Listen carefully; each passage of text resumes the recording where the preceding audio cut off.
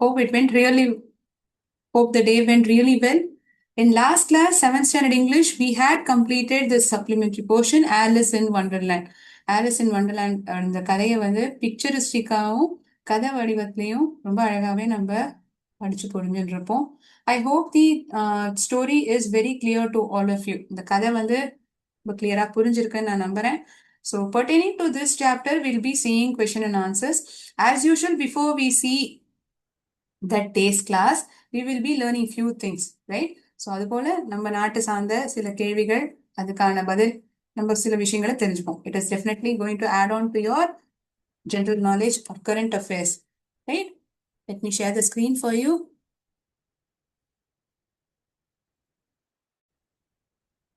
One moment, I'll share the screen.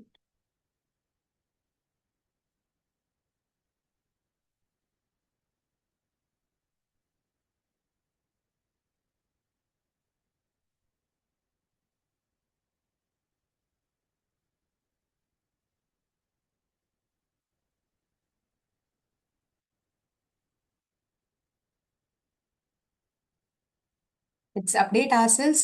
It's the topic that we see every class before we start the session. Satellites launched by India till date. How many satellites have been launched in India? It's been launched by India till date. Any idea how many satellites have been launched? It is 342 satellites that has been launched by India till date. Okay. Indian badminton player who became the first Indian to win an Olympic medal in the sport. The person, I'll give you a hint. ஒரு hint தரேன். இது ஒரு பெண்மணி, நம்ம நாட்டை சேர்ந்தவங்க. she won Olympic medal in the sport.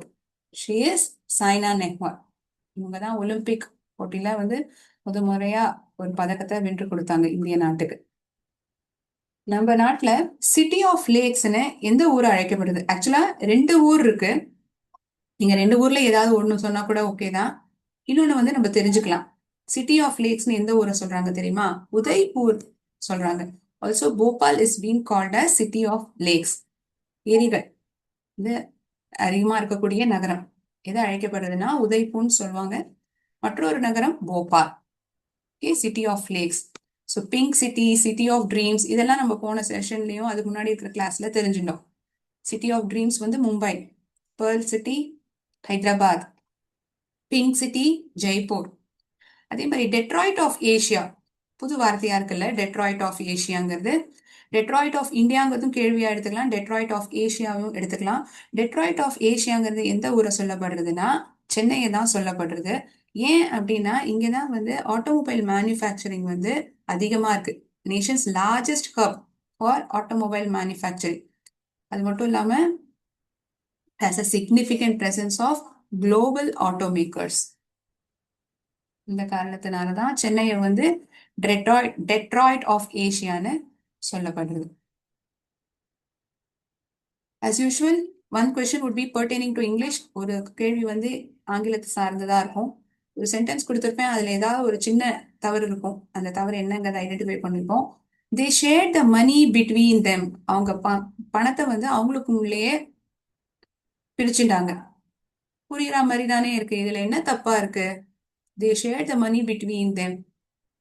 Subject தப்பா இருக்கா, இல்லாட்டி எழுதியிருக்கக்கூடிய வடிவம் வந்து தப்பா அமைக்கப்பட்டிருக்கா, சப்ஜெக்ட் verb ஆப்ஜெக்ட் இப்படிதானே கொடுக்கப்பட்டிருக்கு, அதுவுமே சரியாதான் இருக்கு. வேற என்ன இந்த இடத்துல தப்பா இருக்கு? இந்த இடத்துல என்ன தெரியுமா தப்பா இருக்கு? இந்த பிட்வீன்ங்கிற வார்த்தை தப்பா இருக்கு. ஏன் பிட்வீன் உபயோகிக்க கூடாது? பிட்வீன்ங்கிற வார்த்தை வந்து ப்ரெப்போசிஷன். இந்த ப்ரெப்போசிஷன்ங்கிறது நவுன்ஸையும் மற்ற வார்த்தைகள் பேர் சொற்களையும் பிரதிபெயர் சொற்களையும் இணைக்கிறதுக்கு பயனுள்ளதா இருக்கு.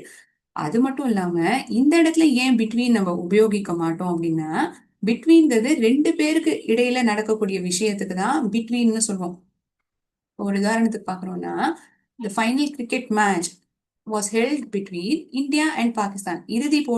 இறுதி கிரிக்கெட் போட்டியானது இந்தியாவுக்கும் பாகிஸ்தானுக்கும் இடையில் நடைபெற்றது. அப்ப பார்த்தோம்னா 2 டீம் தான் இருக்கு, இந்தியாவும் பாகிஸ்தானும். அதனால அந்த இடத்துல பிட்வீன்ங்கிற வார்த்தையை நம்ம பயன்படுத்தும். 2க்கு மேற்பட்ட நபர்கள் இந்த விஷயத்த பத்தி சொல்லும்போது அதுக்குள்ள நம்ம பகிர்ந்துக்கிறோம் அப்படின்னா அந்த இடத்துல அமங்கிற ப்ரெப்போசிஷன் தான் நம்ம உபயோகிக்கணும். இப்ப நீங்க எல்லாரும் பர்த்டேக்கு உங்களுக்கு பிறந்த நாள் ஸ்கூலுக்கு சாக்லேட் கொண்டு போறீங்க. கிளாஸ்ல ரெண்டே ரெண்டு நண்பர்களுக்கு மட்டுமா கொடுப்பீங்க? எல்லா நண்பர்களுக்கு தானே சாக்லேட்ஸை டிஸ்ட்ரிபியூட் பண்ணுவீங்க. அதுக்கு நம்ம இங்கிலீஷ்ல எப்படி சொல்லுவோம்? You'll be distributing chocolates among your friends. கரெக்டா? இந்த சென்டென்ஸே எப்படி இருந்திருக்கணும்னா they share the money among them. Between them வராது, அமங் தெம். ஸோ பிட்வீன்கிறது இந்த படத்தை வச்சு ஞாபகம் வச்சுக்கோங்க. பிட்வீன்கிறது இரண்டு பேர்கள் இடையே இருக்கக்கூடிய விஷயத்துல தான் between. Two teams, two personalities. when it is more than two we use this preposition among. இரண்டுக்கு மேற்பட்ட நபர்கள் விஷயம் இருக்கும்பொழுது amongங்கிற preposition தான் நம்ம உபயோகிப்போம். சரியா? so lot of new things that we have learned. நிறைய புது விஷயங்கள் தெரிஞ்சுட்டு இருக்கோம். Detroit of Asia, City of Lakes, மொத்தம் எத்தனை சேட்டலைட் இந்தியால தயாராக்கப்பட்டிருக்கு? சென்டென்ஸ்ல இருக்கக்கூடிய ஒரு எரர். ரைட்? ஸோ இனி செஷன்ல கொஷின் அண்ட் ஆன்சர்ஸ் டிஸ்கஸ் பண்ண போறோம்னு சொன்னேன். Let me share the screen for you. One moment.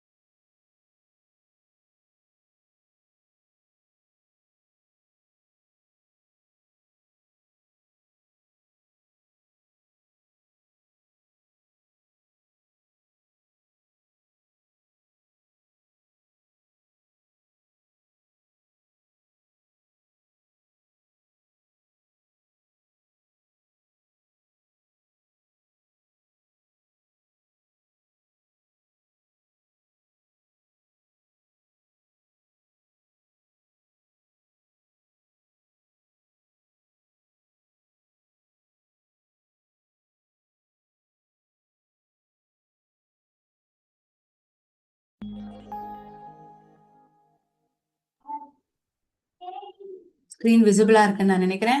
I hope the screen is visible.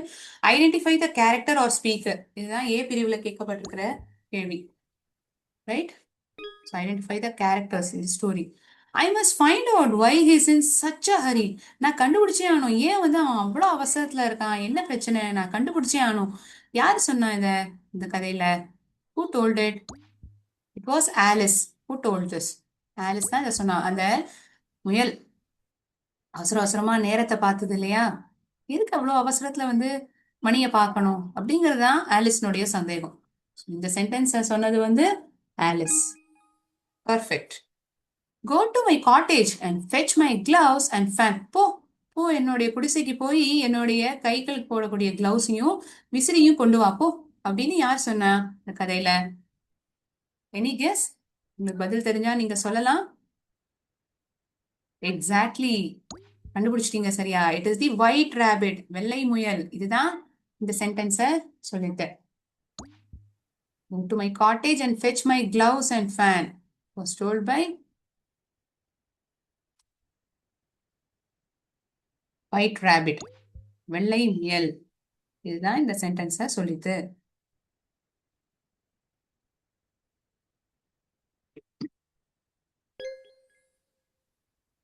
Oh no, I'll never get back to the right size.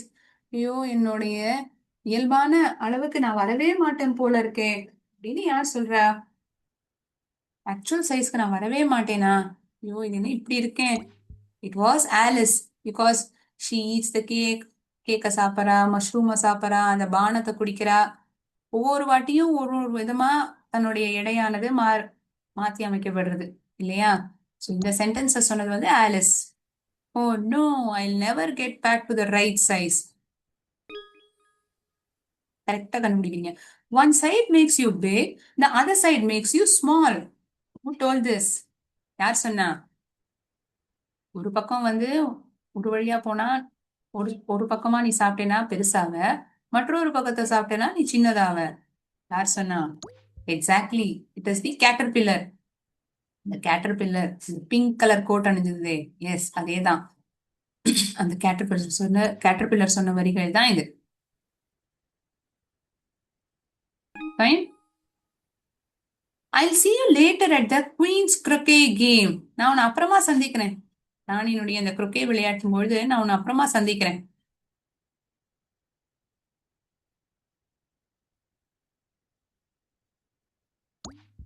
It was Cheshire Cat. Cheshire Cat had said this sentence. நான் உன்னை ராணியினுடைய அந்த குறுக்கே விளையாட்டு பொழுது நான் உன்னை சந்திக்கிறேன்.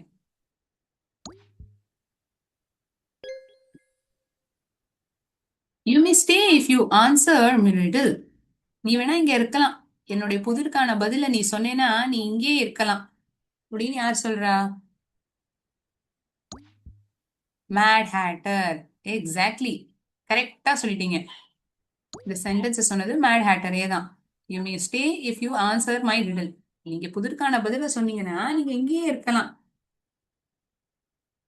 It was Mad Hatter who told this.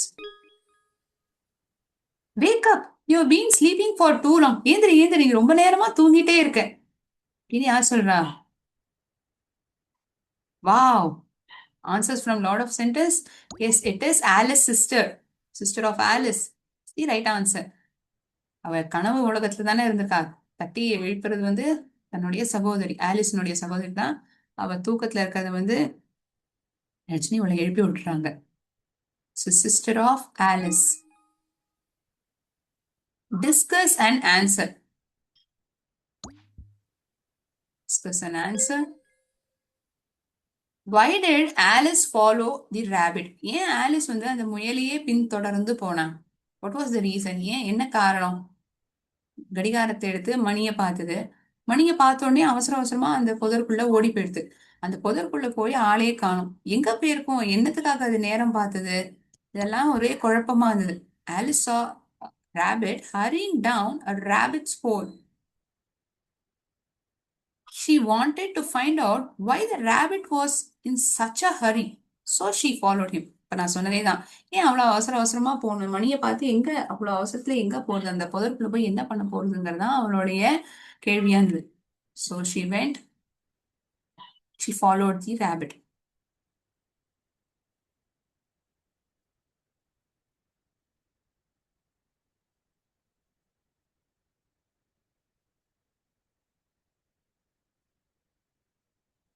அதுல எழுதிக்கோங்க, நான் ஒரு நிமிஷம் வெயிட் பண்றேன் உங்களுக்காக.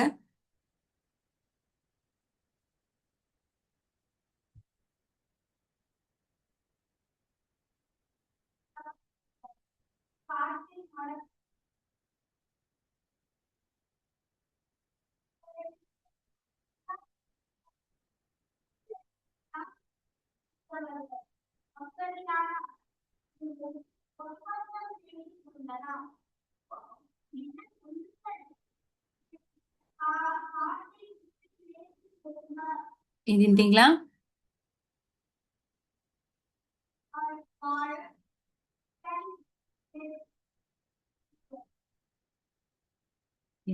நம்புறேன்.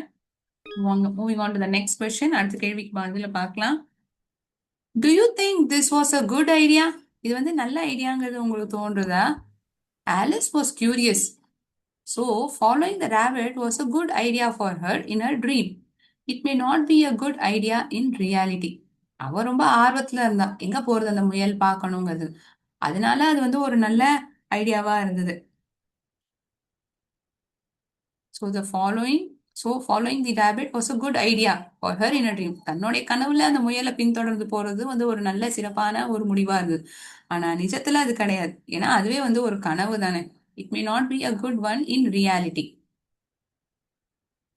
நிஜத்துல பார்த்தோம்னா அது ஒரு நல்ல ஐடியா கிடையாது. Why can't Alice get through the little door into the garden? ஏன் ஆலிஸ்னால அந்த கதவால உள்ள போக முடியாது, அந்த கார்டனுக்குள்ள போக முடியாது, அந்த பூங்காக்குள்ள? என்ன காரணம்? ரொம்ப பெருசா இருந்தாலா, ரொம்ப சின்னதா இருந்தாலா, என்ன காரணம்? She couldn't get into the garden through the little door because she was too big. ரொம்ப பெருசா இருந்தா அவளால அது உள்ள நுழையவே முடியல. அந்த காரணத்தினாலதான் அந்த கார்டனுக்குள்ள, அந்த பூங்காக்குள்ள இந்த சின்ன கதவால அவளால போகவே முடியல.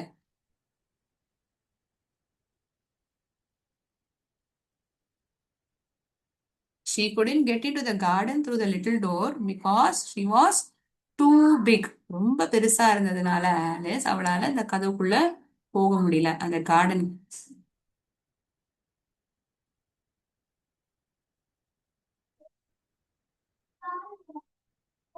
எழுதிட்டு இருக்கீங்களா?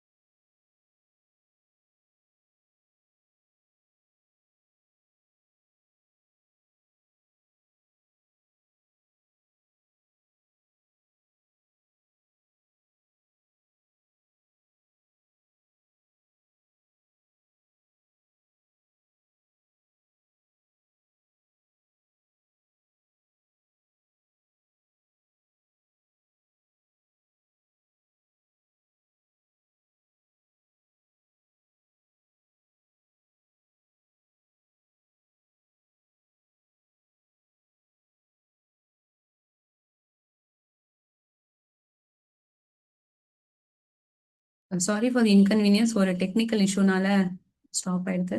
ஒரே நிமிஷம்.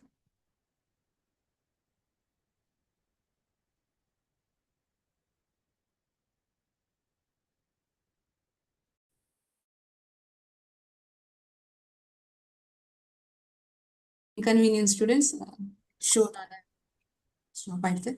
ஒரே நிமிஷம், நான் ஸ்க்ரீனை ஷேர் பண்ணிக்கிறேன். நம்ம ஆலிஸ் இன் வண்டர்லேண்டுடைய கேள்விகளுக்கான பதில் தான் பார்த்துருந்தோம். ஸோ பி பிரிவில் இருக்கக்கூடிய கேள்விகளுக்கான பதில்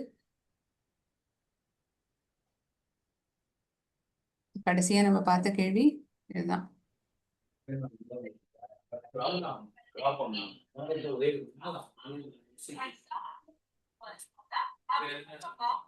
We can't. Why can't Alice get through the little door into the garden? What was the reason? Why can't Alice get through the little door into the garden? The reason was அவ வந்து ரொம்ப பெருசா இருந்தா. அந்த காரணத்தினாலதான் அவளால அந்த கதவுக்குள்ளால போந்து அந்த கார்டனுக்குள்ள போக முடியல. இதுதான் காரணமே. கரெக்டா?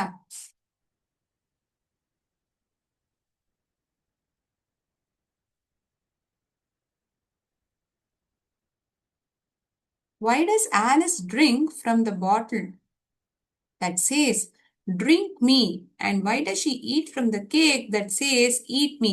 ஏன் வந்து ஆலிஸ் வந்து அந்த ஒரு பானம் அதுல வந்து என்ன குடி அப்படின்னு ஒரு பானம் சொல்லுது. மற்றொன்னு விஷயம் என்ன பாக்குறா, கேக், சாக்லேட் கேக், கரெக்ட். அந்த சாக்லேட் கேக்ல என்ன எழுதியிருக்கு, என்ன சாப்பிடு அப்படின்னு எழுதியிருக்கு. ஏன் அதை போய் சாப்பிட்றா? Out of curiosity. ஒரு இடத்துல அவள் பார்த்தோன்னா அவளுக்கு ரொம்ப பசி தாங்கல. என்னதான் இருக்கு, ஏன் வந்து அந்த பானத்திலையும் அந்த உணவு பதார்த்தத்திலயும் வந்து என்ன சாப்பிடுங்க, என்ன குடிங்க அப்படின்னு என்ன சொல்லி ஏன் சொல்றது? அதுல என்ன ஆகும் நம்ம சாப்பிட்டா? இந்த ஒரு ஆர்வம், கியூரியாசிட்டினா என்ன, ஆர்வம். அந்த ஆர்வத்தினாலதான் ஒரு பகுதியை, அந்த பாட்டில் இருக்கக்கூடிய அந்த பானத்தை ஒரு பகுதியை அவ குடிக்கிறா. That says drink me. As she was hungry, when she sees the cake, she eats it, which says eat me. அவளுக்கு ஏற்கனவே பசிக்குது. இந்த இடத்துல ஒரு பக்கம் போனா சின்னதாரா பெருசாரா, அவளுக்கு ஒரே குழப்பமா வேற இருக்கு. சரி என்னதான் இருக்கு இதுல வந்து, வேற என்ன சாப்பிடுன்னு வேற சொல்லியிருக்கா. அப்படி என்னதான் இருக்குங்கிற அந்த ஆர்வத்திலேயே அவ அதை சாப்பிட்டு பாக்குறா. Out of curiosity. இதுல முக்கியமான காரணம்னு பார்த்தோம்னா அவள ஆலிஸ்குள்ள இருந்த இந்த கியூரியாசிட்டினால தான், ஆர்வத்தினால. கியூரியாசிட்டினா ஆர்வம். I'll just wait for a moment for you to make note of it. இது எழுதிக்கோங்க. ஒரு few seconds நான் வெயிட் பண்றேன்.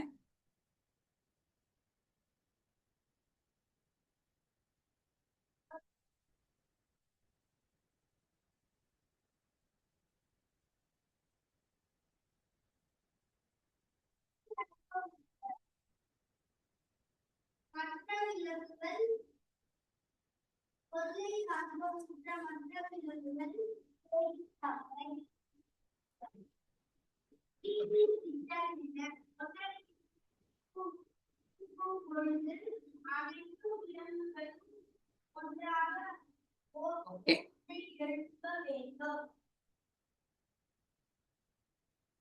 How does Alice feel after all these changes? இந்த மாற்றங்கள்லாம் ஆனதுக்கு அப்புறம் அவளுக்கு என்ன தோன்றுது ஆலிஸ்க்கு?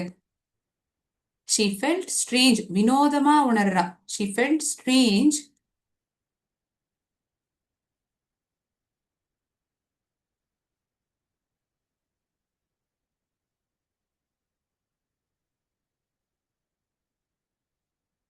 Okay, one moment. என்ன disturbance பார்த்துறேன்.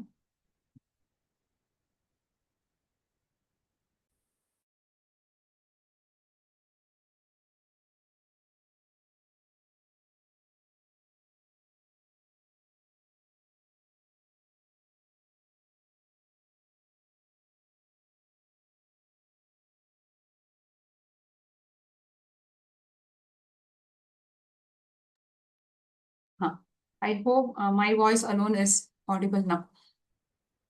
There isn't any disturbance. எந்த விதமான தொந்தரவும் இல்லைன்னு நான் நம்புறேன் இப்ப.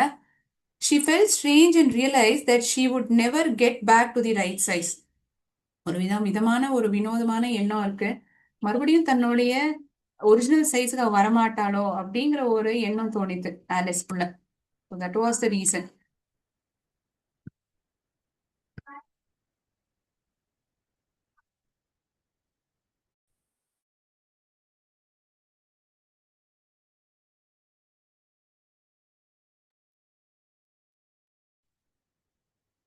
Last question. What to you think is going to happen next? அடுத்தபடியா என்ன ஆக போறது? இந்த கேக்க சாப்பிட்டா, அந்த பானத்தை குடிச்சா அடுத்தது என்ன ஆக போறது ஆலிஸ்க்கு? What was going to happen next? Alice may follow the white rabbit. உங்களுக்குள்ள இருக்கக்கூடிய கற்பனை அதுதான் என்னங்கிறது கேள்வியா இங்க கொடுக்கப்பட்டிருக்கு. Alice may follow the white rabbit with red eyes which she saw in her reality to have a real adventure as she had in her strange dream. தன்னுடைய கனவுல வந்த இந்த வினோதமான ஒரு சம்பவம் வந்து நிஜத்துல கூட நடக்கலாம். அந்த ராபிட்டை பின் தொடர்ந்து போனா இந்த மாதிரி கூட நிஜ வாழ்க்கையில கூட ஒரு சாகசமிக்க ஒரு செயலா கூட மாறலாம்ங்கிறதுதான் ஆலிஸினுடைய எண்ணமா இருந்ததுக்கலாம். இது நம்மளுடைய கற்பனைக்கான பதில் தான். இது இப்படிதான் எழுதணுங்கிறது கிடையாது. இங்க சிந்திச்சு பாத்தீங்கன்னா உங்களுக்கு என்ன தாட் வருதோ இதுக்கான பதிலா நீங்க கொடுக்கலாம். ஓகே.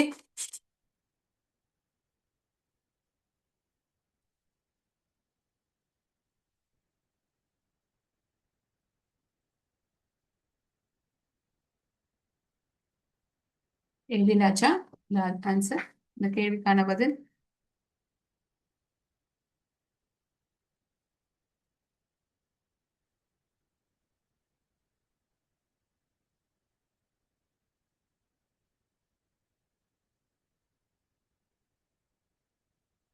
இந்த டெக்ஸ்ட் புக்ல கேட்டிருக்கிற கேள்விகள் தவிர ஒரு 2 கேள்விகள் நான் கேட்கிறேன் ஆப்ஷன்ஸோட இந்த பாடம் சம்பந்தமா. உங்களால பதில் அளிக்க முடியுதா அப்படின்னு பார்ப்போமா? Meantime you make note of this answer. இந்த கேள்விக்கான பதிலை நோட் டவுன் பண்ணிக்கோங்க.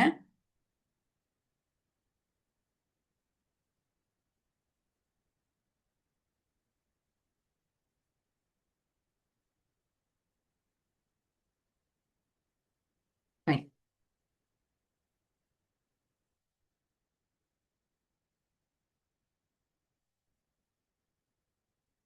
Alice was beginning to get dash. கதை ஆரம்பிக்கும் பொழுது அந்த புதருக்குள்ள போய் விழறா. அப்புறம் சுத்தி முத்தி பாக்குறா, ஒரு பானம் தெரியுது, அதுல வந்து இந்த குடின்னு சொல்றது. கொஞ்ச நேரம் ஆக ஆக அவளுக்கு என்ன ஆச்சு? ஒரு மாதிரி சோர்ந்து போயிட்டாளா, டயர்ட் ஆயிட்டாளா?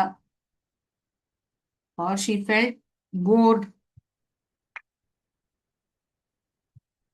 கடுப்பாயிட்டாளா? என்ன பதில்? Upset, tired, irritated, bored. இந்த 4 ஆப்ஷன்ல எதை நம்ம சூஸ் பண்ணலாம்? அவளுக்கு எனர்ஜியே இல்ல, சோர்ந்து போயிட்டா இல்லையா? she felt really tired. டயர்டுங்கிறது தான் சரியான பதில். கரெக்டா கெஸ் பண்ணிருக்கீங்க. அந்த மேஜை மேல ஒரே ஒரு பொருள் தான் இருந்தது. என்னவா இருந்தது? What was there on this table? என்ன மேஜை?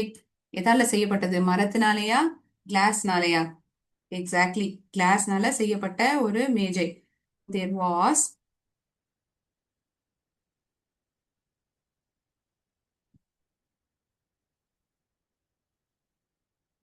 Nothing on it